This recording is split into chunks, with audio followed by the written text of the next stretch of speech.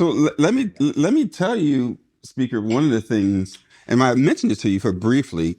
One of the reasons I started this podcast is based upon our interaction when we first really started getting to know Really? each other. We were working on a Do I piece get any royalties? If no, that's a good question. The lawyer in you was always thinking about it. We were working on a piece of legislation. It was the Fair Chance in Housing Act. Senator Singleton was a sponsor. Assemblyman Wembley was the sponsor on the Assembly side. And there was some tension about how we were going to get this done. Mm-hmm. And I don't remember, you called me one day and you said, listen, Reverend Dobson, I give you my word. Do you remember that? around it, I don't remember the specific conversation. Yeah, you said I'm gonna call you 8:30 tomorrow morning. I give you my word. You called me 8:30 the next morning, and we got that bill signed and passed.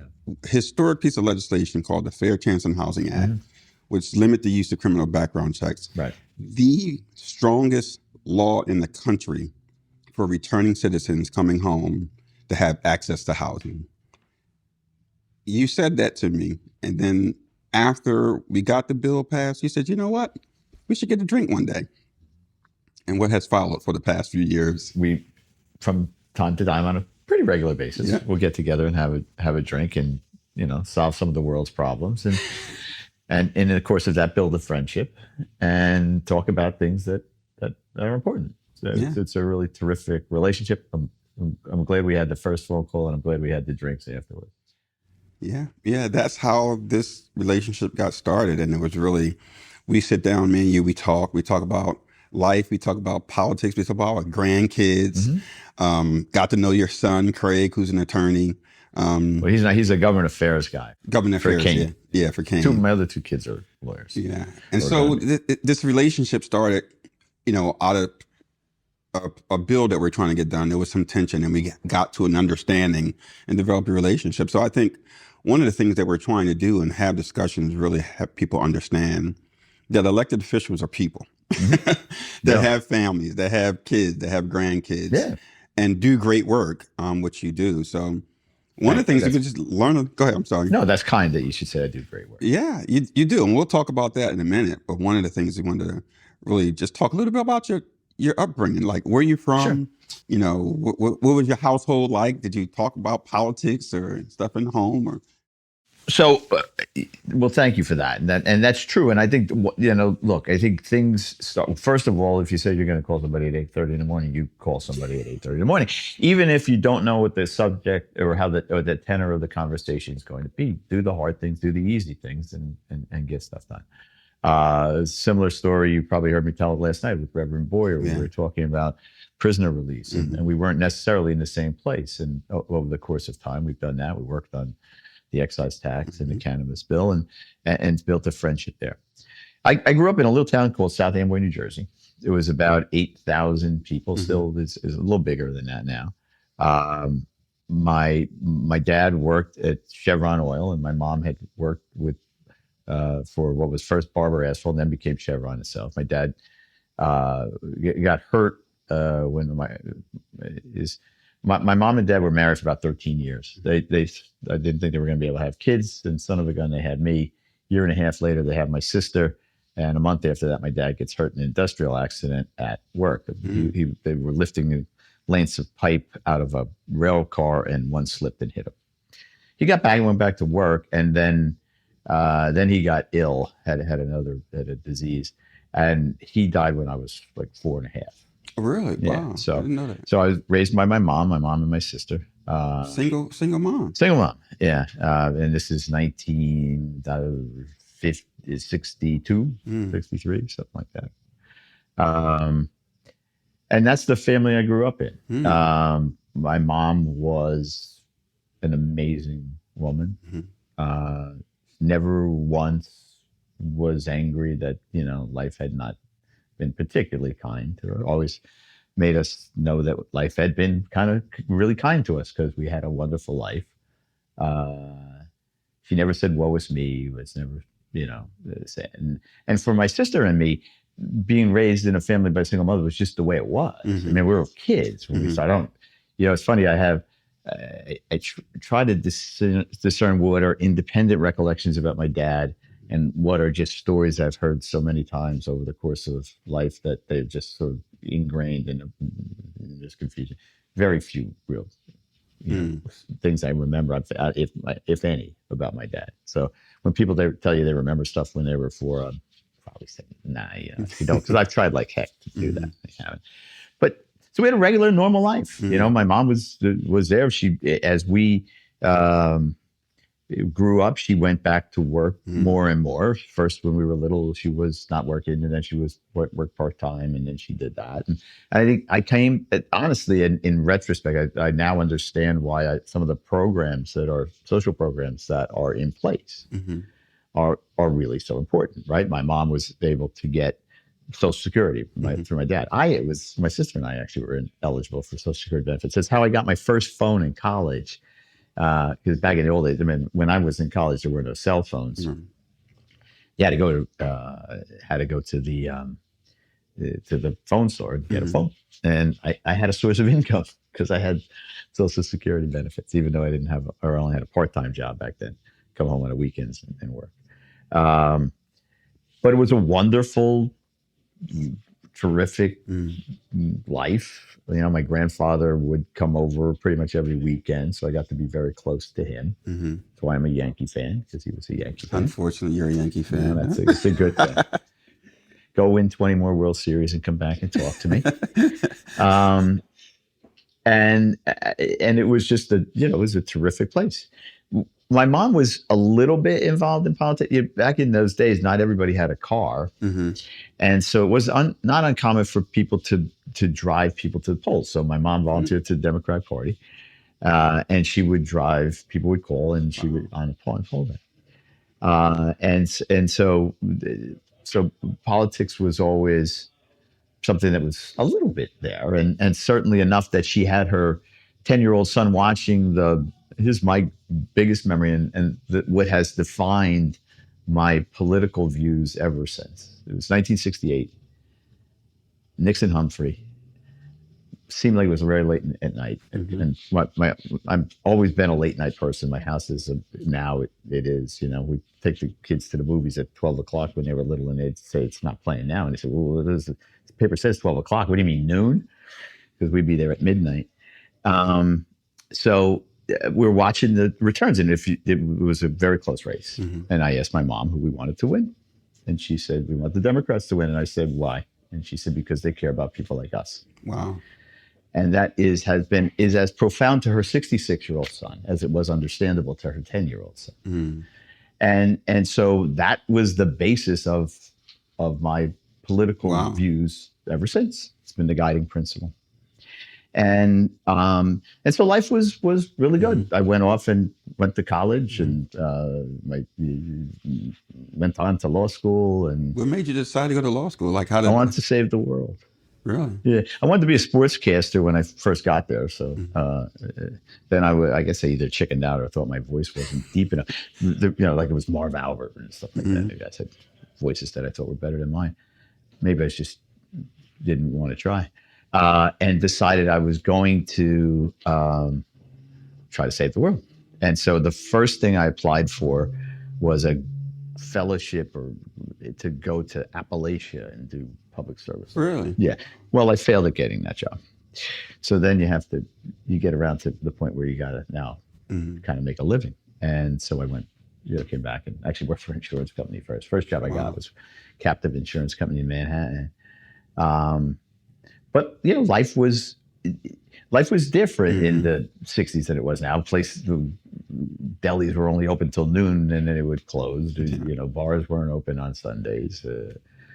We would we'd go to mass, and then we'd come home. I wanted to ask you about that. So you were raised. I was Catholic. I'm a Catholic. I still am. Still go to mass every week, and find great peace and comfort in that. And so I went to public school, and I think that's probably why I'm such a staunch public school advocate. But went to what we called CCD. It was a religious class for kids.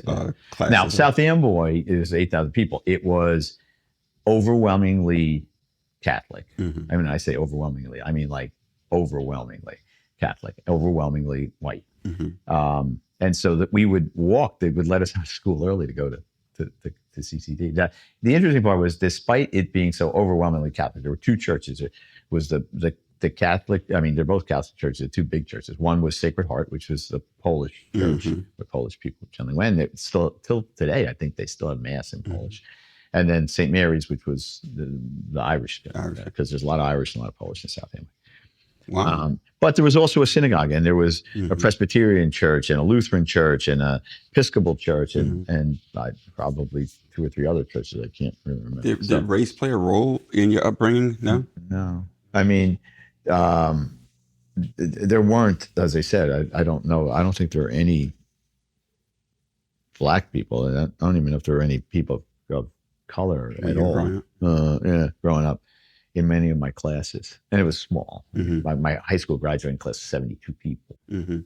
It's interesting because we were talking about, I don't know if many Americans know today that really in the religious community, it was divided by the ethnic makeup. Like you had the Irish Catholic Church, you Oh, had yeah. the Polish Catholic Church, and that's how it I mean, was. this was an 8,000 person town. We had two, and they were the two big churches. They were all, and you look through throughout America in these neighborhoods, 100%. religions was divided by ethnic makeup. Yeah. Race came later, and that's a whole nother discussion. But it was part of one of the reasons why we talk about this issue of race, because race was really just a social construct, right? For the most part, we are all ethnic people. Well, not for the most part. I mean, we're literally all ethnic people, and that changed over time, particularly to really race had been used to exploit. And it's some of the things that you've championed, Speaker. You've championed some real significant pieces of legislation around housing. What played a role in your life that housing is so important to you? I think the same thing that play. I also am proud of the work that we've done around the fight against food insecurity, Mhm. right? And it's the same thing. And I've been asked many times. I've been asked several times if I struggled with food insecurity at any point in my life, and the answer is no, Mhm. absolutely not. Never once, not ever. It would be wholly unfair to my mom to let anybody think that we didn't have anything but the best of lives. And so it's just as a sense, Mhm. and it makes me angry that people don't have a place to live, because I love my home, Mhm. right? My home, my family is close. You've met some of my boys. Yeah. We're a very, very close family. We Met your wife? The Met your term we boys? use is that we live life together. Mhm. My boys are all out of the house now. I have three sons, 35, 32, 29. They're not kids, my kids, but one lives 6 miles away one direction, one lives 2 miles away, and then one lives 6 miles away. So we have a 6 mile limit. We didn't, because I'm not letting them go beyond that. But we routinely interact. My wife watches my grandkids 2 days a week. My sons are in and out of my house. I talk to them literally every day. Mhm. And so the house is the focal point Mhm. of that, right? We live in a modest development neighborhood in Fords, which is part of Woodbridge Township now, 5.2 miles away from the house I grew up in, but who's counting? And so I think the notion that we have, the Coughlins are very, very lucky. We're very blessed. Mhm. We never worry about whether we're going to eat, Mhm. only what, a lot of times where. Mhm. And we have a wonderful home, right? We're warm and we're dry and we're happy, and that other people don't have that Mhm. just really annoys. It's like, seems not fair. Like, why, why not? Why shouldn't we do that? Why shouldn't we be committed? Aren't we our brother's keepers? Yes. Mhm. The answer Does is that hell come yes. from Does that come from your upbringing with your mom being a single parent? Does it come from your faith? Where is that core? And I see it in your face when you're talking about it. It really bothers you. It does bother me. So where does that come from? Is that? I don't know. I guess all of those things. I mean, my mother made a wonderful home for us. So that the notion of being home, Mhm. being in a place together has always been special. Some of it is certainly your upbringing and your faith. I mean, I think what is universal about every real faith is that at the essence is help other people, right? Be a good person, help other people, care about something bigger, more important than yourself. I think that so that although I don't know, I never kind of dissected the formula. It's just the way that it is. Hmm. Did that lead you into public life? I mean, you got No, I into. wanted to be president when I was in high school. I watched that election return and said, "Damn, I can do that." Yeah, Uh, was it a significant moment in your life that really got you into? What led you into public office? well, I mean, from honestly, from watching it and being involved in it, it's very exciting. Hmm. It is incredibly exciting to be Hmm. involved in politics. Like on a visceral level, Hmm. it's exciting, right? There is competition. Yep. So there is that. I'm a big sports fan too, um, and so that the element of that is Hmm. is attractive. The notion about being able to make a difference. I think that's why everybody gets involved. Hmm. Most everybody. Right? I say this without regard to party. I don't think I've ever met anybody who didn't start off wanting to make a difference. Yeah. Maybe make a change, uh, maybe preserve what was. I mean, Hmm. there were different motivations there, but everybody I've ever met did it for good reason. Hmm. No, nobody did it to aggrandize themselves. Now, people do that as we go through the process, and I hope I don't. Try not to. But the but I think people genuinely want to make a difference, and I think I think that was probably what motivated me, and the excitement of doing that, right? And Running a race. one of the difficult things, I don't know how many New Jerseyans know this, but you guys have full time jobs. It's like Yeah, there's yeah. I'm only a full few time. states. I mean, throughout the country that elected officials Yeah, still all work full time jobs. How do you balance that? you just work a lot. We're talking about our conversation. That conversation that you talked about at 8:30 in the morning might have been on a Sunday, or it might have been on a holiday. Yeah. I mean, it doesn't. There really aren't that. Not good, and I suspect most of the folks around me are not good with the work play boundary kind of thing.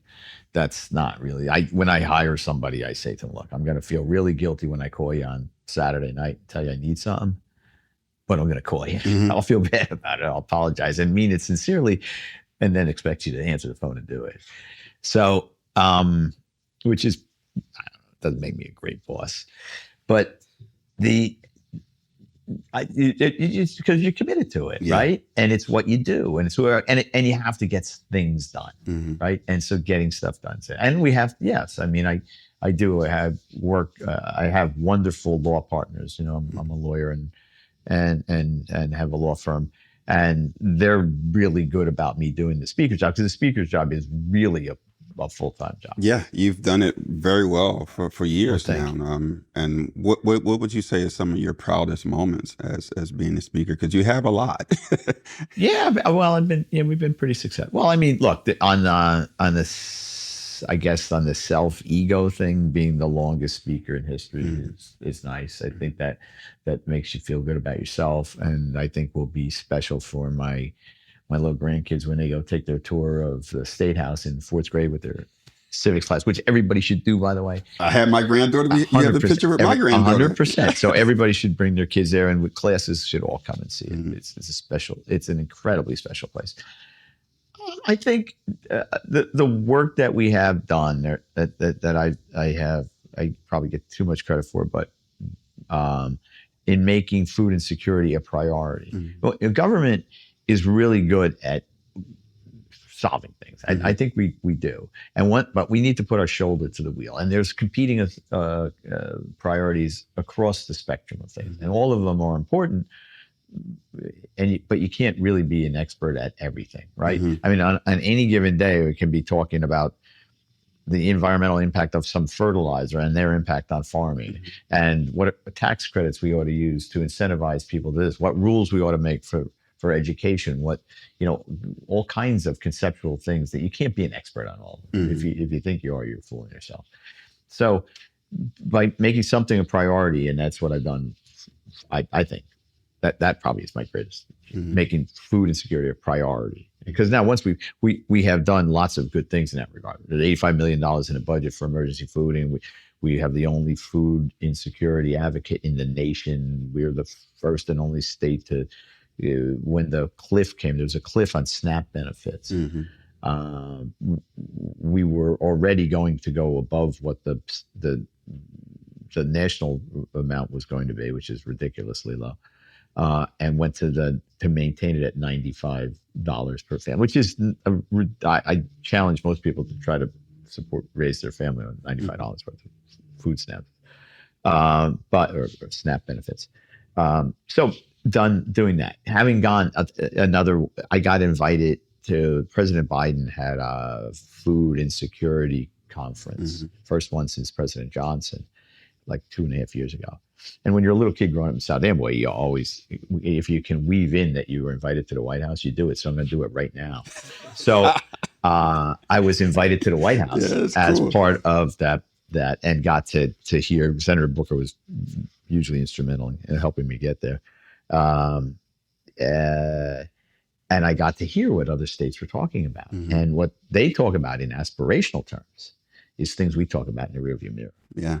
We're looking for the next generation, the next challenge. So we're going to do that. I think that would be, I was really proud of the fact that we passed the minimum wage bill, which I think was much more difficult than I thought it was going to be. I thought everyone felt like, no, not everyone said, yeah, right away. We got that done. Happened to pass it on my birthday, which was really pretty cool. Wow. So I think those things are the kind of things that we've done, to your point, I think we've done a lot of things that we can. I think our environmental justice bill is probably as good as it is in the nation. Our housing bill that just passed, that you were instrumental in putting together and getting done, which probably will result in 50,000 units over the course of the next decade.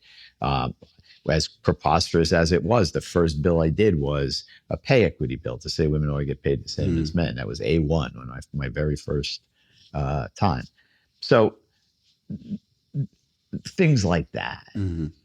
Yeah, it's just amazing. You mentioned LBJ, who I think is the greatest president this country. We've had that conversation. We've had that conversation over a cocktail. Yes, I think he's the greatest president we ever seen. It's funny. I don't know as much about. I read a book, a little bit of a book it talked about leadership, and it was the two Roosevelts, Johnson and Lincoln. Doris Kearns Goodwin, and we've talked about that. And he was really truly remarkable. Right, and probably the greatest social justice president, bar none. Bar none, and that's my point, particularly in the time we talk about this political tension, like in today's time, and there's a lot of political tension. But during his era, it was even more because of all the civil rights legislation. So, what do you think about today's political climate? Like, how do you manage? How do you deal with the tension that exists around today's political climate? So, I think there's two places. I think we need to look at Washington and Trenton in two different ways, as two different places. What I don't live in Trenton. I mean, I don't live in the Washington world, but what I see, the rancor and the discord is really not becoming. It's not what we dreamed of when we had this great experiment called democracy. Trenton is closer to that. I was a couple voting sessions ago, I was up on the podium before getting started, and everybody in the crowd kind of gathers in groups around the thing, and you couldn't tell who the Democrats were and who the Republicans were unless you knew them, because Democrats were talking to Republicans were talking to Democrats. That most of the bills we pass is with overwhelming bipartisan support. John DeMeo has been a terrific partner, the minority leader. When we did things about, this is a couple of years ago, we did bills relative to vote by mail. And if you recall, back then there was some challenges and real criticism, probably even longer than 4 years ago, when the Trump candidacy was talking about how they were fixing rigging events. And it's not true, and we all know that, and we all know it probably clearer now. But John and I put together a bill because we jointly thought it was really important for people in New Jersey that, hey, we have free, fair elections, and we want to make sure that you guys are confident. We did it together. I think if you get to know people, and I know we've had this conversation before, if you get to know people, you don't distrust their motives. Wow. You may disagree with them, and you can passionately disagree with them. We ought to sometimes be passionate about that disagreement, but you don't think they're a bad person. And I'm not sure that that's happening in Washington. Yeah. I'm not sure there aren't some bad people in Washington. But I don't. That's why I call you and say, look, I'm not sure we're going to be. That's why you take the call and say, this guy, I don't trust this guy. You don't say that. You say, okay, let's see what we got. Let's see who this person is. And then you end up with a friend. And even when we don't disagree, like when we're talking about the housing bill, we agree on everything. Right. But we come to a place. And if you start off with a fundamental notion that you want to be in the same place. Now, look, if you have two people who said, I'm never going to do this, I'm always going to do that, you still ought to talk to each other about it. And sometimes it helps to have people who define the parameters, right? Both the ends. But if you talk to people about things, you tend to be less rancorous, right? Yeah. It doesn't become personal. Yeah. It becomes political, or, because there's, let's face it, there are political elements to all that stuff too. Anybody tells you that the politics of something isn't part of the decision-making process is lying. Yeah, it is part of the or they're just different, they're different. So but I think that's, so I don't see necessarily in Trenton the kind of discord and distrust and rancor. Yeah, that's essential. You said that was a very profound statement you made a few minutes ago. It was pretty powerful. If you had a young person came to you, Speaker Coughlin, I'm thinking about going to public office, what advice would you give them? Get involved, show up. So that's that simple. I do hear that because I get to, I like to talk to high school classes or college classes, and if you want to do that, it's that simple and that challenging. So most things aren't just easy or hard, right? They're kind of a little of both. So show up. Show up at a campaign and do it. Now, you're not going to know anyone. You're going to have to have that awkward way of working through and getting to know people and getting engaged and making friends and all that stuff, which can be a challenge. Probably don't expect to be in charge of the campaign when you get there. But just be a good, reliable source of help, right? Either, and then look for opportunities to demonstrate where you're really talented. Like, so some of the stuff, like I'm 66, if you haven't figured it out by doing the math, when I was 10 years old watching a thing in 1968. So there were things that technologically are challenging, right? And frightening a little bit. I mean, I think that's one of the reasons. But an 18-year-old who shows up might be a whiz at that stuff. Yeah. So look for an opportunity to do that, and then you just become part of the team. So I think that's how I would tell them to get involved, and then figure out what they like to do. Some people want to run for office. Some people like being out front. Some people don't. Some people want to be involved in the research. Some people want to lead other people to, run a vote, get out the mail, or get out the vote campaign. So figure out what you like to do. And then I think that's true in life. By the way. Figure out what you like to do and then try to go do it. And wouldn't worry so much about the money that will come, because you're going to be the best at what you love to do. Right. I mean, the people, that's an old cliche, right? If you have a job you like, you never work a day in your life. And it is true. So do that, get involved. And I also beg kids to get involved in public service. Not just as an elected person, not just in the political world, but in the service to your community kind of place. Work for the municipality, work for a county, work for the state government. You get to make a lot of difference in people's lives. Now, you're not going to be a hedge fund kind of guy who can retire at 35 and have your own airplane. Not going to be an influencer who has 4 million or followers, 40 million followers and make a lot of money doing, going around the world. but you're gonna make a It's gonna difference. make a difference. Yeah. And you're gonna build the community that you love, and you're gonna be happy with your life, Yeah. and you can be involved in other things, so That's obviously a reflection upon your life because you stayed within several miles of where you grew up. 5.2. Five. Yeah. That's pretty profound and pretty incredible. We got to wrap up. We always Too bad. ask our guests here on Navigating Realities, where dialogue meets understanding. What is your favorite quote and why? My favorite quote. I get you. So I guess the one that sticks in my head, that would be interesting to think about all of them. I grew up in the early 60s. John Kennedy was president. And so there's really two, I guess. One, so every Irish Catholic family had a picture of John Kennedy in their house, right? In most black households, it was a picture of Jesus and JFK and MLK. We had a crucifix. We had a picture of Kennedy, and I don't know, picture of the kids, I guess. So, and that's probably true. All my kids are sports fans. They're Democrats and they're Catholic. They leave the house Catholic. Two quotes from him, I guess. One was the speech at the Berlin Wall or his inauguration, where he says, "That's not what you can do for your country. What your country can do for you. That's what you can do for your country."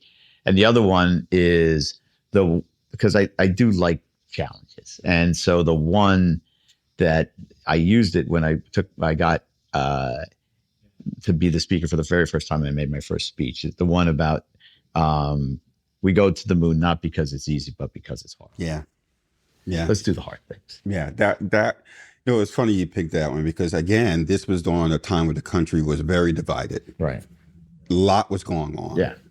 And our nation decided we're going to beat the Russians to the moon. Right. And that's right. That's what we said. So we're going to win. And as hard as that was, for all the stuff, all the crap, the shit that was going on in our country during that time, and there was a lot, just as much as probably more so what's going on right now. Yeah. We decided to do something as a nation. Right. And we got it done. And so I'm glad you brought up that quote because I think that's something. I think that's what leads to making things a priority. When I talk about making food insecurity a priority, that means we're going to resolve this because we're going to do it. We are going to beat the food insecurity crisis. There will be a day when we don't. That's what I want. I want nobody to be hungry someday, and we're going to do it because we're committed to it. Because we've made the commitment, and I've had great partners in both Senate President Scutari and Senate President Sweeney, and then Governor Murphy. They're committed to doing it. When I don't get to spend this money on my own, I have to get everybody to agree. But we're going to do it because we don't have a food shortage. What we have is a challenge of getting food to hungry people. Challenge. Yeah. And so that's why the food insecurity advocate is so powerful, because you can coordinate everybody, not silos. There's a will to get this done. It's not hard to get people to bring food to help somebody who's hungry, right? Municipalities throughout the state, and we have a lot of great municipalities. Municipalities are very, generally speaking, really well run. Woodbridge, for example, if you come to vote, we ask you to bring a can of food and collect it. And that happens in thousands of other ways, in thousands of other places. People want to do it. So people want to do it. We give them the leadership and the tools to do it. And we work with farmers who've been phenomenal partners in this stuff. We've made deals now with farmers and food banks. There's 6 large food banks. Wait, I know you're trying to get off the air, but too bad. No, you're passionate about this. I mean, it comes out, right? So that does a couple things. First of all, it provides fresh produce, because there's next steps in this thing, right? First, we catch somebody. We'll walk you through that line in a second. But it also provides a market for farmers. Being a farmer is a really hard job. Yeah, it is. Really, really hard. You're not in control of the weather. You're not in control of whatever pest might show up. You're not in control of the price you get to pay, right? It is set by a market that you don't have any control over. You can't decide. And, it's labor intense. It's all kinds of things. And so you don't just need rain. You need the right rain at the right time. Mm-hmm. You get too much rain at one time, you flood everything. You don't get enough, you have a drought. You have the kind of gentle rain that's good, but you don't need too much of that either. So anyway, so that's really hard. But so we give them a market too, and that really helps. Yeah. Well, listen, Speaker, it's been absolutely a pleasure, and let's solve poverty together, Okay, man. That's something that I want to get rid of. Poverty. Okay. This has been an enlightening experience. You said some very profound things, and Thank you. I wanted Awfully people to kind. hear your story, like your life story, and see why you're passionate about some of the things. My story is my story, and I'm passionate about these things too, because and I think it helps shapes us. Sure. And kind of get an understanding of your political philosophy a little bit, your religious background, your family man's, and it's pretty cool for folks to get to see you and understand your background a little bit. I'm flattered to say that I have a political philosophy. I just have a guiding principle. I'm basically a really regular guy. I grew up in a regular life in a regular town. Well, which is pretty cool. It is. It's good. I wouldn't trade it. So, Speaker, it's been a pleasure. And thank you all for joining us for Navigating Realities. And something that I love Miguel, and he has a song called Candles in the Sun. And at the end of the song, he said, may we all live long. May we all be brave. May the bridges we burn only light our way. Thank you for joining us. Thank you. Appreciate it, man. It was good. It was easy.